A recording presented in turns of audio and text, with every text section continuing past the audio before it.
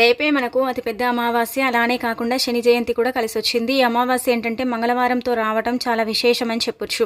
ఈ రోజున ఎవరైతే మర్చిపోకుండా బెల్లంతో ఇప్పుడు చెప్పే విధంగా పరిహారం చేసుకుంటారో అలాంటి వాళ్ళ యొక్క సుడి తిరిగి వారు పట్టిందల్లా బంగారం అవుతుందన్నమాట.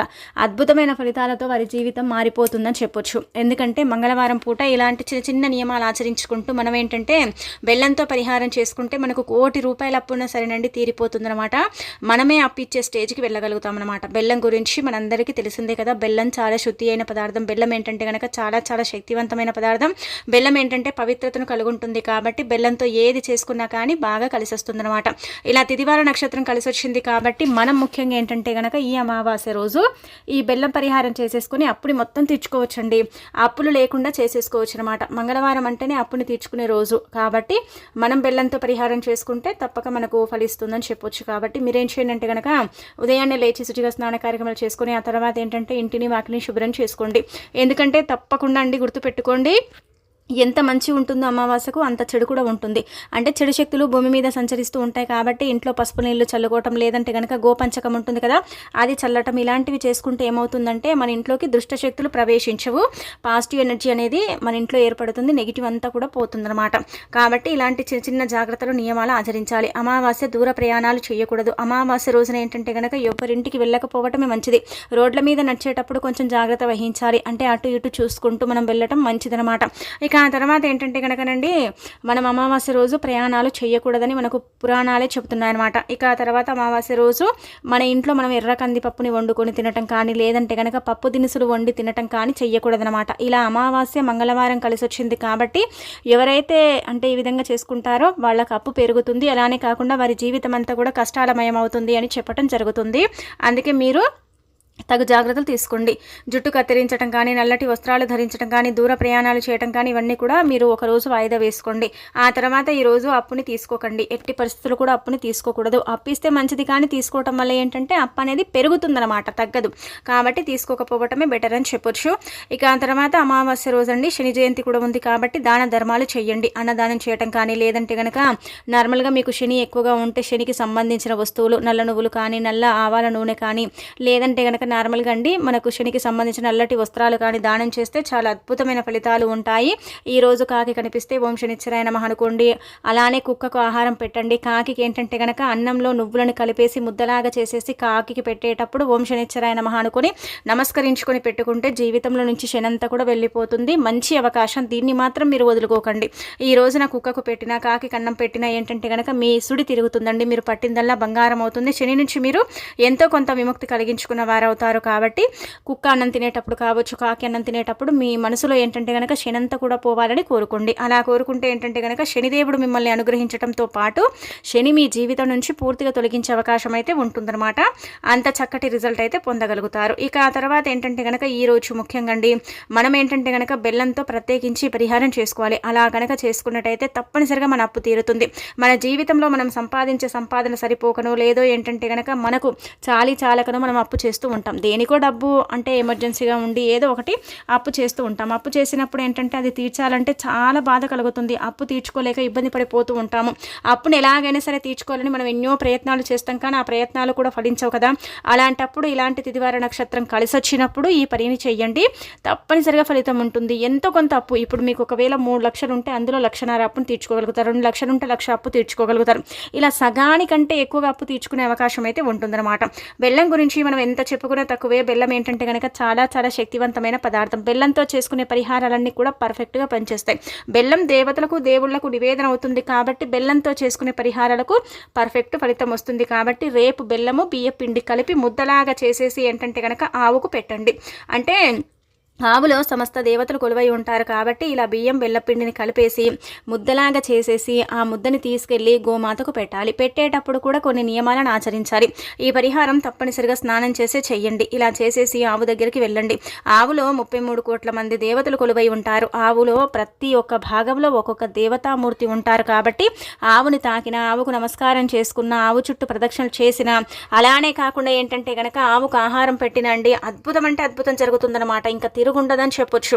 మనం అప్పు కోసం చేస్తున్నాం కాబట్టి అప్పులను తీర్చుకోవడానికి మాత్రం ది బెస్ట్గా పనిచేస్తుందని పురాణాలే చెబుతున్నాయి. శాస్త్రాల ప్రకారం ఏంటంటే కనుక మంగళవారం అమావాస్య వచ్చినప్పుడు ఏంటంటే చాలా మంది కూడా అప్పుని తీర్చుకునే పరిహారం అయితే ఖచ్చితంగా ఆచరించేవారని చెప్పడం జరుగుతుంది. కాబట్టి మరి మీ అప్పు కూడా తీరాలంటే ఈ విధంగా చేయండి. ఒకవేళ బియ్యపిండి బెల్లం అంటే మీకు కలిపి పెట్టడం ఇష్టం లేకపోతే బొబ్బరిలో కూడా కలిపి పెట్టొచ్చు, శనగలలో కూడా బెల్లం కలిపి పెట్టాలి. ఎట్టుపోయి మీరు ఏంటంటే కనుక బెల్లంతో కూడిన ఆహారం అంటే డైరెక్ట్గా బెల్లం అయితే మనం పెట్టలేం కదా, బెల్లం నీళ్లు చేసుకుని ఆ రొట్టెలో పోసేసి రొట్టెని కాల్చి కూడా మనం పెట్టొచ్చు. లేదంటే కనుక బియ్యపిండిలో బెల్లం నీళ్లు కలిపి ముద్దలాగా చేసేసి కూడా మనం పెట్టుకోవచ్చు. ఎలా పెట్టుకున్నా కానీ ఫలితాలు ఉంటాయి. కాబట్టి ఆవుకు మాత్రం ఖచ్చితంగా ఇలా బియ్యం బెల్లం పిండి లేదంటే బొబ్బర్లు బెల్లం శనగలు బెల్లం ఇలా ఏది మీకు అందుబాటులో ఉంటే అది మాత్రం తప్పనిసరిగా ఏంటంటే కనుక తినిపించండి. ఇలా తినిపించేసి మీకుండే ఇబ్బంది అంతా కూడా తొలగించుకోండి. అప్పుల నుంచి మీరు బయటపడండి. అప్పుల కూబిలో నుంచి మీరు బయటికి రాగలుగుతారు. అప్పు అనేది ఉండదు, మీరే అప్పిచ్చే స్టేజ్కి వెళుతారు. అంత చక్కగా అంత పర్ఫెక్ట్గా ఈ పరిహారం అనేది పనిచేస్తుందన్నమాట. బెల్లం అనేది సర్వసాధారణంగా అందరి ఇళ్లలో ఉంటుంది కాబట్టి తీసేసుకుని చేసుకోవచ్చు. దీనికంటూ నిష్ట నియమాలు అలా ఏం లేదు. స్నానం చేసి చేసుకుంటే చాలా మంచిది. ఇంకా తర్వాత ఏంటంటే కనుక స్నానం చేసిన తర్వాత ఏంటంటే ఉతికిన వస్త్రాలు ధరించేసుకుని మీరు ఇంట్లో చిన్నగా దీపం పెట్టుకోవచ్చు. లేకపోయినా పర్వాలేదండి, కానీ నాన్ వెజ్ని తిని ఉండకూడదు. ఇంటిల్లి పాది తప్పనిసరిగా స్నానం చేసేసి పరిహారం చేసుకుంటే అప్పు తీరటమే కాదండి, అప్పులు ఇచ్చే స్థాయికి వెళతామండి. అప్పుల నుంచి మనం బయటపడతాం. అప్పు అనేది మన లైఫ్లో ఇంకా ఉండదన్నమాట. అయ్యో అప్పు ఉంది కదా, ఇలా ఉంది కదా అని మనం బాధపడతాం కదా, అలాంటి బాధ దిగులు ఇవన్నీ కూడా పోతాయన్నమాట. అద్భుతాలు జరిగే అవకాశం అయితే ఉంటుంది. కాబట్టి ప్రయత్నించండి. ఎవరికి చెప్పకండి, చెప్పకుండా మీలోనే దాచుకుని మీరే సీక్రెట్గా చేసేసుకోండి. ఫలితం వచ్చిన తర్వాత చెప్పుకోండి. కానీ ఫలితం రాకముందుకి నలుగురికి చెప్పుకోవడం వల్ల ఏంటంటే కొన్ని పరిహారాలు మనకు పనిచేయవన్నమాట. అంతేనండి, అంతకు మించి ఏం లేదు. కాబట్టి ప్రయత్నించండి. తప్పకుండా మీరే మార్పులను చూసేసి ఆశ్చర్యపోతారు. ఇక ఆ తర్వాత రేపు మనకు అమావాస్య, అలానే కాకుండా శని జయంతి మంగళవారం ఉంది. కాబట్టి నిమ్మకాయతో ఇప్పుడు చెప్పే విధంగా ఈ చిన్న పరిహారం చేయండి. ఇక మీ సుడి తిరిగిపోతుంది. అలానే కాకుండా ఇలా అమావాస్య రోజున ఏంటంటే గనక మన చేతిలో గుంటండి. ముఖ్యంగా చెప్పాలంటే ఏదైనా పని చేస్తే అది మనకు అనుకూలించదు. అదేంటంటే గనక మనకు సిద్ధించక మనం చాలా బాధపడిపోతూ ఉంటాం, ఇబ్బంది పడిపోతూ ఉంటాం. మాకే ఎందుకు జరుగుతుంది, మా తలరాత ఎందుకు ఇలా ఉంది, మేమేం చేయాలి, ఏం చేస్తే మాకు మంచి ఫలితం వస్తుంది, మేము ఏదైనా చేస్తే అది బురదలో పోసిన పన్నీర్ లాగా మారిపోతుందండి, అసలు ఎందుకో అర్థం కాదండి. ఏదైనా పనిని మొదలు పెడతామా, ఆ పని ఏంటంటే కనుక సగానికి వచ్చి ఆగిపోతుంది. లేదంటే కనుక ఆ పని జరగదు. మా వెంటే దరిద్రం ఏంటంటే తాండవిస్తూ ఉంటుంది, మమ్మల్నే పట్టి పీడిస్తూ ఉంటుంది అనుకుంటారు కదా. అలాంటి వాళ్ళకి ఏంటంటే మొదటి పరిహారం చక్కగా ఉపయోగపడుతుందండి. మీరు అనుకోవచ్చు అమావాస్య గురించి ఇంత చెప్తారు కదండి, నిజంగా జరుగుతుందా అంటే మీరు చేస్తేనే కదా మీకు తెలిసిపోతుంది. మీరు చేసుకుంటేనే మీకు ఏంటంటే మంచి ఫలితం ఉంటుందన్నమాట. ఏదో మీరు ఏంటంటేనండి అమావాస్య రోజు దూర ప్రయాణం చేయాలనుకోండి, అప్పుడు ఏం చేయండి అంటే కనుక ఒక నిమ్మకాయని మీ దగ్గర పెట్టుకొని వెళ్ళండి. చూడండి ఎంత సాఫీగా మీ యొక్క ప్రయాణం సాగుతుందంటే మీరు అసలు ఊహించలేరనమాట. చిన్న నిమ్మకాయని మీతో పాటు పెట్టుకొని మీరు ప్రయాణం చేసి ఆ ప్రయాణం అయిపోయిన తర్వాత ఇంటికి వచ్చేటప్పుడు ఆ నిమ్మకాయని ఏంటంటే తల చుట్టూ 3 సార్లు తిప్పి ఆ నిమ్మకాయని పడేయటం వల్ల మీకు ఇబ్బంది అనేది ఉండదనమాట. అంటే అనుకోకుండా మనకు గండాలు ఏర్పడుతూ ఉంటాయి, అనుకోకుండా ఏంటంటే కనుక దోషాలు ఏర్పడుతూ ఉంటాయి, కొన్ని జరగనానివి జరుగుతూ ఉంటాయి కదా ప్రయాణాలలో. అలాంటివి జరగకుండా ఉండటానికి ఏంటంటే కనుక ఈ నిమ్మకాయ మనకు చాలా చక్కగా ఉపయోగపడుతుంది. అలానే కాకుండా నిమ్మకాయ మనకు సపోర్ట్ చేస్తుంది అనమాట. అందుకే మీరు ఇలా ఈ నిమ్మకాయతో పరిహారం అనేది ఖచ్చితంగా ఆచరించండి. ఆచరించేసి ఫలితం పొందండి. మంగళవారంతో అమావాస్య రావటం చాలా విశేషం. ఇదేంటంటే కనుక అత్యంత శక్తివంతమైనది. మంగళవారం అమావాస్య వస్తే ఏంటంటే కనుక మన కష్టాలన్నీ కూడా అంటే మంటల్లో కాలిపోతాయని పురాణాలే చెబుతున్నాయి అనమాట అండి. కాబట్టి మీరు ఏం చేయండి అంటే కనుక ఒక నిమ్మకాయని తీసుకోండి. నిమ్మకాయ కొంచెం కుళ్ళున్నా పర్వాలేదు, అలానే కాకుండా కొంచెం డ్యామేజ్ ఉన్నా పర్వాలేదు, తీసేసుకోండి. తీసేసుకున్న తర్వాత ఆ నిమ్మకాయని ఏంటంటే కనుక మీరు ఇక్కడ చూపించే విధంగా 4 భాగాలుగా కట్ చేయండి, కానీ 4 పచ్చలు చేయకండి. ఇలా ఈ విధంగా చేయండి. ఇలా చీల్చండి. చీల్చిన తర్వాత నిమ్మకాయని ఏంటంటే కనుక అందులో ముఖ్యంగా మీరు కుంకుమ ఆవాలని నింపాలి, అంతే, ఇంకేం చేయకూడదు. ఇలా చేసేసిన తర్వాత ఏంటంటే కనుక చేతిలో పట్టుకొని గట్టిగా సంకల్పం చెప్పండి. దరిద్రం పోవాలని, మంచి జరగాలని, అద్భుతమైన ఫలితాలు రావాలని, మీ జీవితం మారిపోవాలని, అలానే కాకుండా మీరు పట్టిందల్లా బంగారం కావాలని, మీ చేతుల ద్వారా మీరు ఏది చేసుకున్నా కానీ బాగా కలిసి రావాలని మీరు ఇలా ఏంటంటే సంకల్పం చెప్పుకోండి.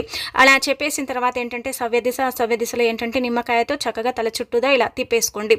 ఇలా తిప్పేసిన తర్వాత నిమ్మకాయని ఏంటంటే బజాట్లో పడేయండి. అంటే బజాట్ అంటే కనుక కొంచెం దూరంగా అండి, మీ ఇంటి నుంచి దూరంగా పడేయండి.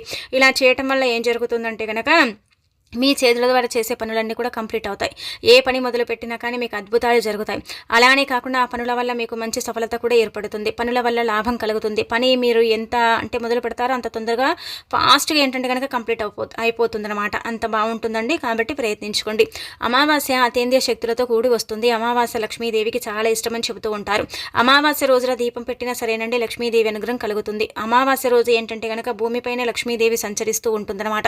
దుష్టశక్తులు కూడా భూమిపై భూమిపైన సంచరిస్తూ ఉంటాయి. కానీ దేవతలు దేవుళ్ళు కూడా అమావాస్య రోజు భూమిపైన సంచరిస్తూ ఉంటారు. ముఖ్యంగా లక్ష్మీదేవికి అమావాస్య ఇష్టం కాబట్టి ఏ పరిహారం చేసుకున్నా మనకు ఖచ్చితంగా లక్ష్మీదేవి అనుగ్రహం కలుగుతుంది. బాధను తొలగించుకోవడానికి, దరిద్రాన్ని పోగొట్టుకోవడానికి, చెడు దిష్టి ఉంటూ ఉంటుంది కదా, దాన్ని కూడా తొలగించుకోవడానికి నిమ్మకాయ పరిహారం అయితే చక్కగా ఉపయోగపడుతుంది. ఈ పరిహారం చేసిన 60 నిమిషాల్లోనే మనం ఫలితం చూస్తాం. పెద్దగా సమయం కూడా పట్టదు. కాబట్టి మీరేంటంటే కనుక ఎవరికి చెప్పకుండానే చేసుకోవాలి. అందరికీ చెప్పి మీరు చేసుకుంటే ఏం లాభం ఉండదు కదా. అందుకే ఎవరికి చెప్పకుండా మీరేంటంటే కనుకనండి చక్కగా సీక్రెట్గా చేసేసుకోండి. మంచి ఫలితాన్ని పొందండి. మీ ద్వారా ఏదైనా జరగట్లేదు, మీ ద్వారా ఏదైనా అవ్వట్లేదు, మేము ఏదైనా చేస్తే మేము అనుకున్న పనులు కూడా అవ్వట్లేదు అనుకుని బాధపడేవారు మాత్రం నిమ్మకాయ పరిహారం అయితే ఖచ్చితంగా చెయ్యండి. అమావాస్య రోజు సమయం అంటూ ఏమీ లేదు, కానీ మీరు ఈ విధంగా ఆచరించేసుకుంటే సరిపోతుందన్నమాట. ఆ తర్వాత ఇంకొకటి ఏంటంటే కనుక గుర్తుపెట్టుకోండి, మీరు అమావాస్య రోజు ముఖ్యంగా అండి ఇలా అంటే దూర ప్రయాణాలు చేయటం చాలా వరకు అండి నిషేధించండి. ఎందుకంటే అమావాస్య రోజు ప్రయాణాలు అనుకూలించమని మన పెద్దవారు చెప్తూ ఉంటారు. అలానే నల్లటి వస్త్రాలు ధరించకూడదు. అమావాస్య రోజు నాన్ వెజ్ని తినకూడదు. దానికి తోడు ఏంటంటే కనుక జుట్టు కత్తిరించడం, నూనె పెట్టుకోవటం, గోర్లు కత్తిరించుకోవటం, నల్లటి వస్త్రాలు ధరించడం ఇలాంటివి చేయటం వల్ల ఏంటంటే కనుక మనకి ఇబ్బందులు అండి. అవేంటంటే జీవితాంతం మనని పట్టి పీడిస్తూ ఉంటాయి. అమావాస్య రోజు ఏంటంటే కొంచెం మనకు తెలియని వాళ్ళ ఇంటికి, తెలిసిన వాళ్ళ ఇంటికి కూడా మనం వెళ్ళకూడదండి. ఎందుకంటే మంచి జరుగుతుంది, చెడు జరుగుతుంది. ఆ తర్వాత మనమే దానికి భారీ మూల్యం అంటే చెల్లించాల్సి వస్తుంది. కాబట్టి ఇలాంటి జాగ్రత్తలు కూడా మనం ఖచ్చితంగా తీసుకోవాలి. చాలా మంది కూడా అమావాస్య అంటే భయపడిపోతూ ఉంటారు. భయపడాల్సిన పని లేదు, కానీ మన జాగ్రత్తలు మనం ఉంటే ఏంటంటే అమావాస్యకు వచ్చే చెడు అయితే ఏదైతే ఉంటుందో అది మన దగ్గరికి రాకుండా ఉంటుంది. అలానే కాకుండా మనం సేఫ్టీలో ఉండటానికి అవకాశం ఉంటుంది. కాబట్టి మీరు చిన్న చిన్న నియమాలు ఆచరించేసుకోండి, సరిపోతుంది. ఆ తర్వాత ఏంటంటే ఇంటి పరంగా అండి బాగా కలిసి రావాలి, ఎక్కడ కూడా ఇబ్బంది ఉండకూడదు అనుకుంటారు కదా. అలాంటి వాళ్ళు ఏం చేయండి కనుక నిమ్మకాయనండి తీసుకోండి. ఒక తమలపాకు కానీ లేదంటే నార్మల్గా రావి ఆకు కానీ తీసుకోండి.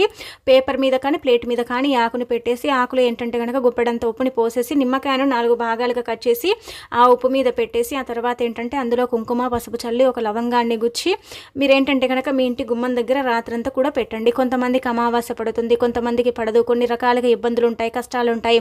అమావాస్య వస్తే ఇంట్లో ఏంటంటే గొడవలు జరుగుతూ ఉంటాయి. ఇంటి పరంగా అసలు ఏం బాగుండదు, అసలు ఏం చేయాలో కూడా అర్థం కాదు కదా. అలాంటి వాళ్ళకి ఏంటంటే కనుక అమావాస్య చక్కగా అనుకూలిస్తుందండి. ఇంట్లో గొడవలు జరగకుండా, ఇబ్బందులు రాకుండా, ఎలాంటి ఎఫెక్ట్ అనేది లేకుండా మీకు అనుకూలంగా మారడానికి అమావాస్య పనిచేస్తుంది. కాబట్టి ఇలా ఈ విధంగా ఏంటంటే ప్రయత్నించేసి ఏంటంటే కనుక ఫలితం పొందండి. రాదు కాదు అనకుండా ఏంటంటే కనుక మనం నమ్మకంతో చేసుకుంటేనే అన్నీ అవుతాయి, అన్నీ వస్తాయి, అన్ని విధాలుగా కూడా మనకు బాగుంటుంది. అదే మనం ఏంటంటే కనుకనండి నమ్మకం లేకుండా చేసుకున్నాం అనుకోండి, ఎలాంటి ఫలితం అనేది రాదనమాట, ఇబ్బంది కలుగుతూ ఉంటుందని చెప్పొచ్చు. అందుకే మీరు ఎంత నమ్మకంతో ప్రయత్నించుకుంటారో అంత మంచి ఫలితాలు అయితే ఉంటాయన్నమాట.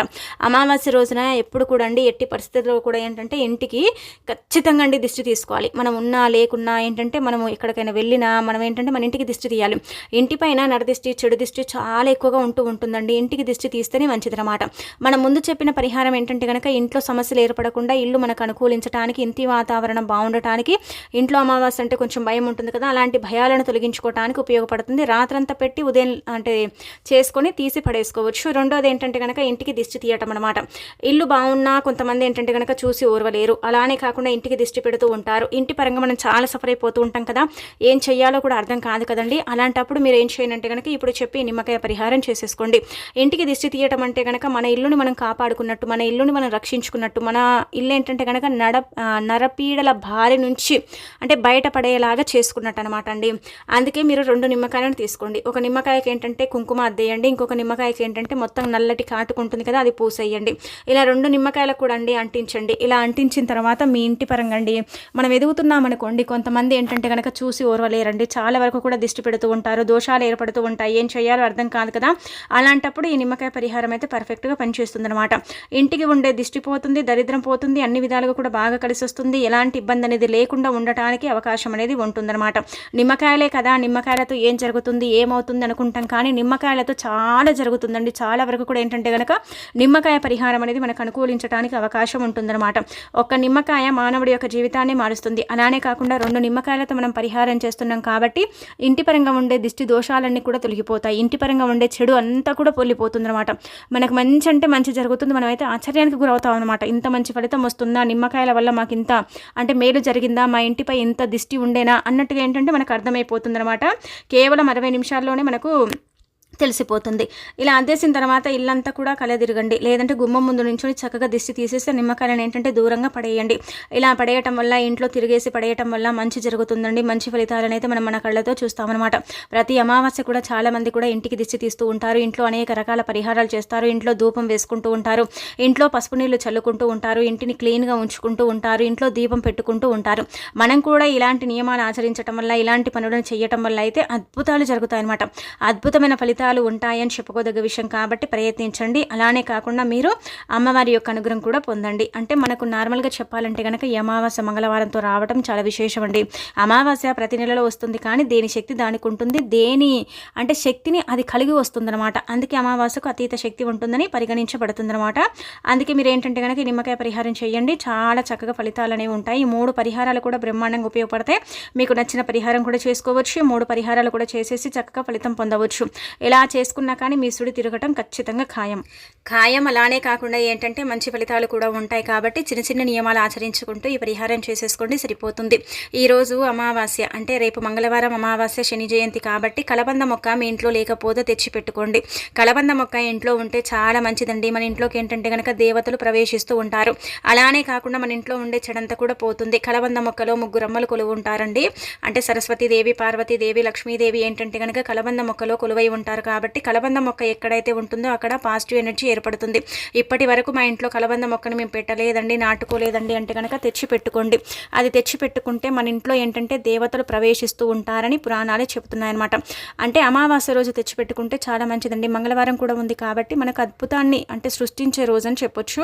అంటే చెడు పోవాలి, మంచి జరగాలంటే కలబంద మొక్క ఖచ్చితంగా ఇంటికి తెచ్చుకోవాలని మనకు పూర్వీకులు చెప్పడం జరుగుతుంది. అలానే కాకుండా పురాణాలలో ఉంది ముఖ్యంగా. అందుకే కలబంద మొక్కని తెచ్చి మీ ఇంట్లో నాటుకోండి. కలబంద తెచ్చిన తర్వాత ఏంటంటే కనుక వేర్లతో సహా కలబంద మొక్కని పీక్కొచ్చుకొని దాన్ని నీటితో క్లీన్ చేసిన తర్వాత ఆ మొక్క మీద పసుపు నీళ్లు చల్లండి. చల్లిన తర్వాత దానికి ఏంటంటే కనుకనండి కుంకుమతో బొట్టు పెట్టండి, పసుపు రాసిన తర్వాత. ఇలా మీరు ఆ కలబంద మొక్కని తీసుకొని ఇంటి గుమ్మం దగ్గర కూడా వేలాడదీయొచ్చు. మనం చూస్తూ ఉంటాం కదా, మన పల్లెల్లో కావచ్చు, పట్టణాలలో కావచ్చు, ఎక్కువగా ఏంటంటే కనుక కలబంద మొక్కని ఇలా వేలాడదీస్తూ ఉంటారు కదండి. అలా వేలాడదీయటం వల్ల ఏంటంటే ఇంట్లోకి నెగిటివిటీ అనేది రాదని, పాజిటివ్ ఎనర్జీ ఏర్పడుతుందని, అలానే కాకుండా చెడంతా కూడా పోతుందని, మంచి ఫలితాలు ఉంటాయని భావిస్తూ ఉంటారు. ముఖ్యంగా నార్మల్ డేస్లో కట్టడం కంటే కూడా అమావాస్య రోజున కలబంద మొక్కని మన ఇంటి గుమ్మానికి కడితే చాలా మంచిదండి.